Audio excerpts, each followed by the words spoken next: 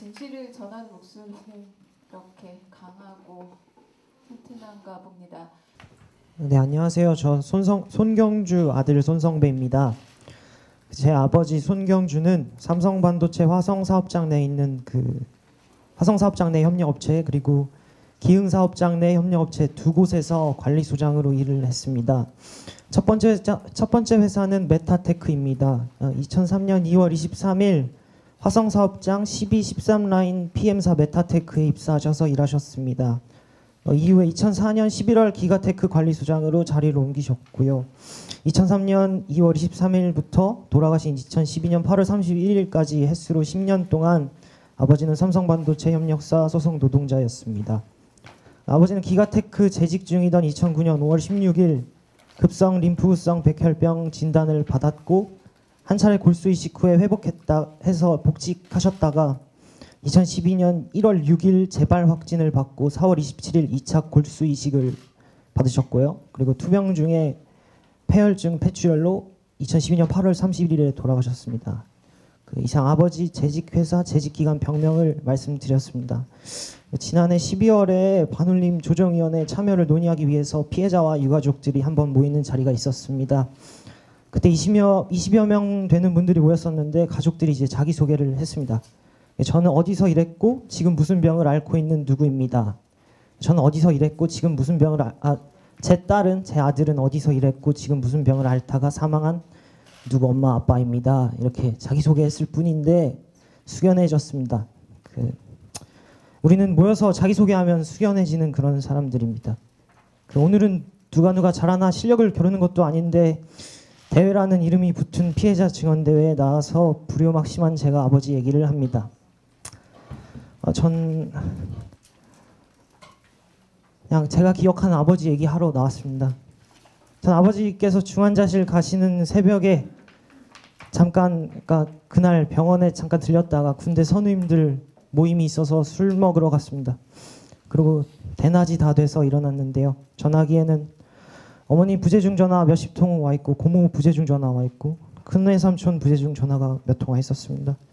휘청휘청 술이 덜 깬 상태로 지하철 타고 병원에 갔더니 아버지는 이미 인공호흡기 꽂고 잠재우는 약을 맞으시는 상태로 보존 치료를 받고 계셨어요.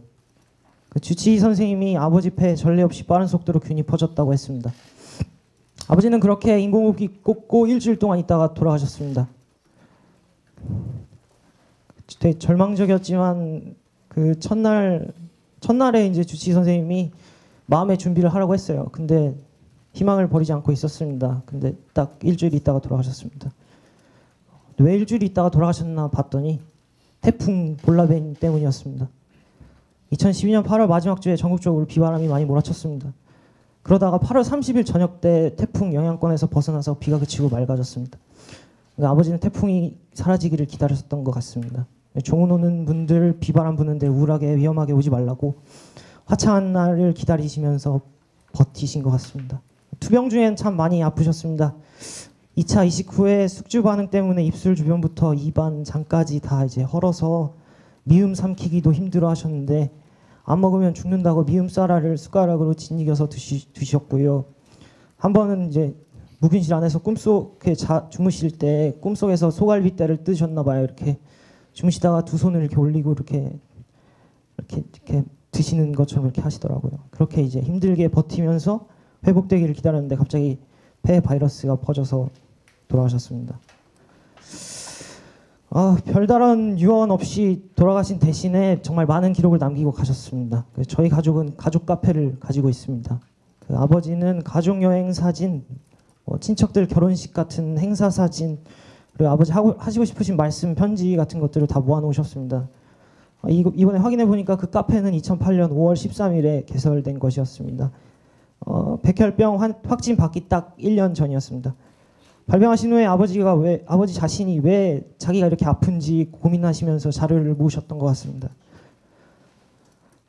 그리고 알아내려고 되게 부단히 노력을 많이 하셨습니다.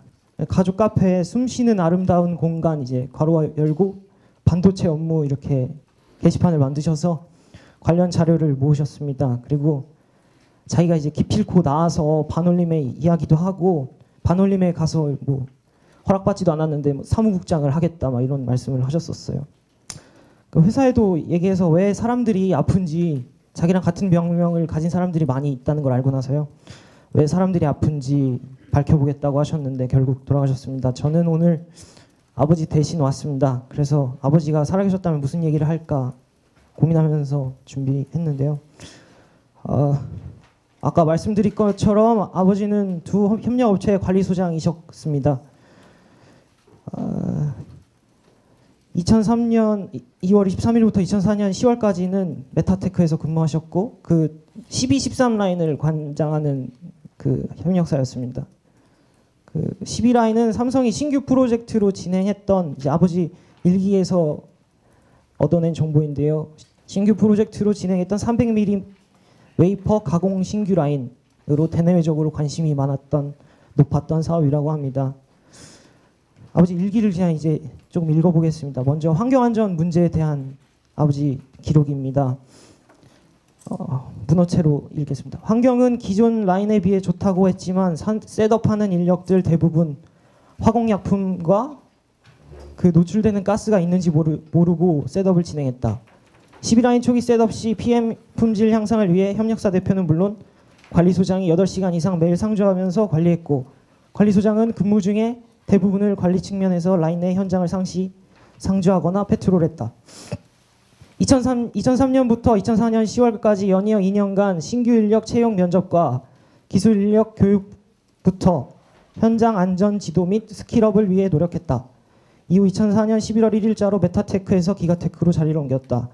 연이어 14라인과 S1 라인 셋업을 했다. 초기 셋업 시에는 펩 내 환경이 완전히 구축되지 않은 상태에서 그 설비가 제조사로부터 도입돼 설치 과정에서 그 환경 안전이 거의 무방비 상태였다. 3, 4개월의 설비 셋업 기간 동안에는 더더욱 열악한 환경을 인정해야 하며 유해물질에 노출될 수밖에 없다. 유해가스 집진과 배출 기능을 하는 국소배기는 설비 셋업 시 초기에는 설치되어 있지도 않았다. 2011년 최근에도 기존 라인의 국소배기가 고장이 나거나 국소배기 동작 장치인 리모트 컨트롤이 고장이 나서 사용 불가한 경우가 비일비재했다. 센터장이 수시로 직접 개선 지시를 했다. 네, 이렇게 적어 놓으셨고요. 삼성의 협력사 운영 개입에 대한 증언입니다. 아버지 기록인데요. 실적 관리를 위하여 매일매일 TPM 활동과 독려 및 감독을 해야 하며 환경안전 사고 예방을 위한 노력과 인사 노무 관리까지 책임을 지고 문호조 경영에 동참을 하여야 함은 물론 인사지원팀과 제조혁신팀의 관리 감독을 받아야 했다. 또한 연말 성과급을 위해 관리 지표인 페널티를 적게 받아야 했고 보안사고와 현장 품질 사고 등을 측정해 보고했다. 라인별 별도로 협력사를 두어 삼성에서 업무 분장을 하고 라인을 구분 관리하는데 삼성의 재직자 출신을 관리사장으로 그 밑에 관리소장을 두고 PM 기술 인력을 100여 명씩 인사 노무 기타 관리를 아웃소싱으로 관리한다.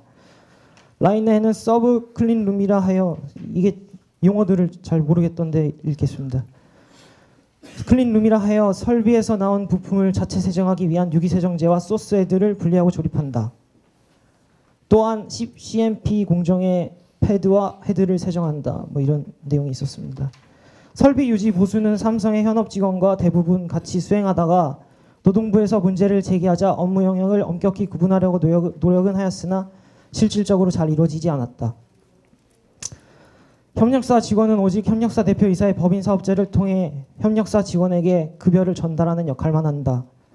관리소장은 인사 노무 현장 관리와 현장 안전관리 규정 등을 삼성의 룰에 의해 전적으로 통제받는다. 현대차 본사 직원과 협력사 직원 간 오른쪽 바퀴 셋업은 현업이 왼쪽은 협력사 직원이 하듯 반도체 제조 공정도 마찬가지라고 봐도 무방하다.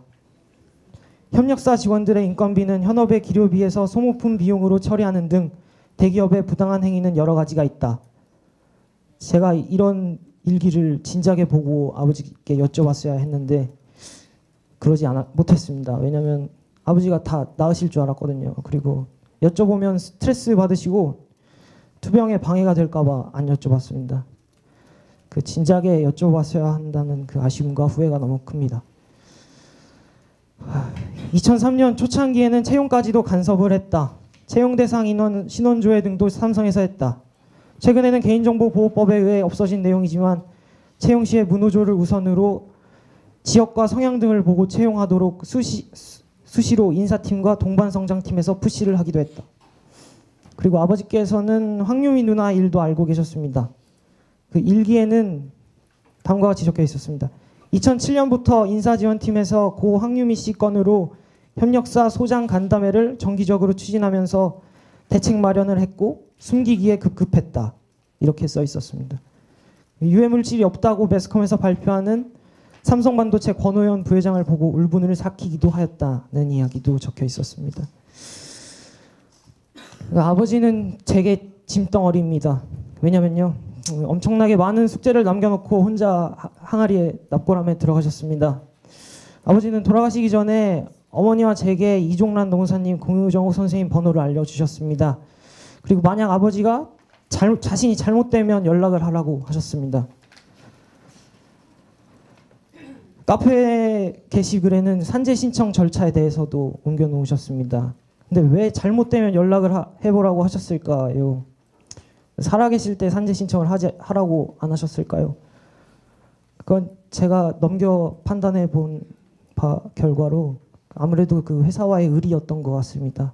그 회사랑 등을 져야 하기 때문에 살아계시는 동안에는 문제 제기를 하고 싶지 않으셨던 것 같습니다. 아버지가 아프셔서 회사에 풀타임으로 근무를 하지 못하셨습니다.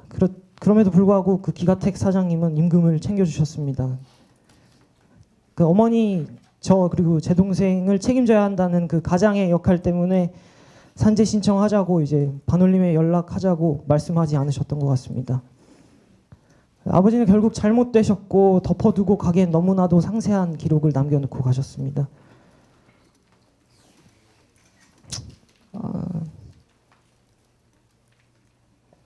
그 아버지에 대한 기억을 좀 더 말씀드리겠습니다. 그 아버지 38살 때, 제가 8살 때 기억이 납니다. 살기 힘들다는 말씀을 하셨습니다. 이후에도 수차례 살기 힘들다고 저한테는 말씀을 하셨는데 저희 어머니랑 동생한테는 그런 말씀을 안 하셨더라고요.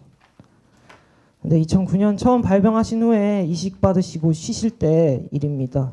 아버지랑 어머니가 말다툼 하시고 나서 아버지가 집을 나가셨습니다. 가출을 하셔서 급하게 쫓아나갔는데 집 주변엔 안 계시고 그 제가 나온 초등학교 운동장에 한 귀퉁이 바위에 앉아 계시더라고요. 그래서 옆에 가서 앉았는데 제가 아버지 아픈 게 너무 서럽고 그래서 억울하고 그래서 울었습니다.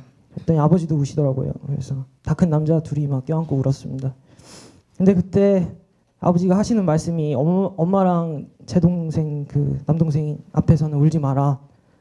그 약속을 이제 아버지 돌아가시기 전까지는 지켰습니다. 근데 돌아가신 날 새벽에 이제 그날만 약속을 깼습니다. 장례식장에서 아버지가 손으로 쓰신 투병일기를 손에 들고 막 울었습니다. 아버지랑 저는 서로 힘들면 힘들다고 솔직하게 얘기하는 그런 사이였습니다. 근데 그런 아버지가 없다는 사실이 너무나 슬펐습니다. 이제야 3년이 지난 이제야 감정 변화 없이 아버지가 쓰신 글 보고 아버지 투병 중에 자기가 이제 셀카를 많이 찍으셨는데 그 사진도 봅니다.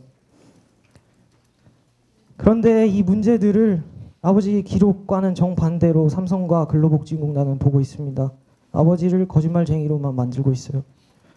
삼성은 회사에 기여한 것에 대한 보답 차원의 위로금이기 때문에 보상 대상에 협력업체 직원들을 포함시킬 수 없다고 이야기하고 있고 협력사 직원은 이직 등이 잦아서 인사나 근태 등에 대한 기록이 남아있지 않다는 문제가 있다고 주장하고 있습니다. 근데 우리 아버지가 정말 회사에 기여한 게 없을까요? 그 12, 13 라인, 14 S1 이 4개 신규 라인을 증설하는 데 관여하셨고 그 라인에서 일하는 인력을 전국 공과대학을 다니면서 뽑아서 훈련시키셨습니다. 관리감독 업무를 맡기고 작업량을 보고하게 하고 그 작업량만큼 인건비를 줬으면서 그리고 보안사고와 현장 품질 관리를 보고하게 하고 그 지표에 따라 성과급을 줬으면서 이제 와서 책임을 회피하고 있습니다. 근로복지공단의 산재 불승인 통보 공문에서도 우리 아버지를 거짓말쟁이로 취급하고 있습니다. 공문에 따르면은 고인의 업무는 현장 소장 업무로 유해 화학 물질의 노출 빈도 및 노출 수준이 낮고 신청 상병을 유발할 만큼 물리 화학적 유해 인자에 직접적으로 충분히 노출됐다는 근거가 명확하지 않아 업무와 관련해 발병 및 사망에 이르렀다고 판단하기는 어렵다. 이렇게 어려운 말 써서 유족급여 부지급 결정을 내렸습니다. 작년 10월 말에 질병판정위원회에 가서는 죄인이 된 것처럼 저희는 면담을 했습니다. 발언은 한 명만, 셋이 들어갔는데 발언은 한 명만 할 수 있고 면담은 10분 내에 끝내야 한다는 말을 들었습니다. 판정위원 중 한 명이 하는 말이 동료들은 모두 작업장에, 우리 아버지가 작업장에 들어가지 않았다고 하는데 정확히 무슨 일을 한 겁니까? 라고 물었습니다. 일기에 써 있는 대로 답변했는데 그냥 묵살 당했습니다. 결과는 불승인이었습니다. 우리 아버지는 그랬습니다. 나는 글로 남긴다. 거짓이 아니기 때문에 말로 거짓을 말하고는 나중에 그런 적 없다고 하는 사람들한테 보여주기 위해서 글을 남긴다고 써놨습니다. 그래서 저는 이제 멈출 수가 없습니다. 이렇게 3년 만에 저는 카메라 앞에도 서고 마이크도 잡고 했는데요. 아버지가 써놓으신 것들이 옳다고 주장해야 합니다. 아들이기 때문에. 그리고 아버지 말씀이 맞다고 이제 막 떠들고 다녀야 됩니다. 그래서 이제 계속 떠들고 다닐 겁니다. 네, 감사합니다.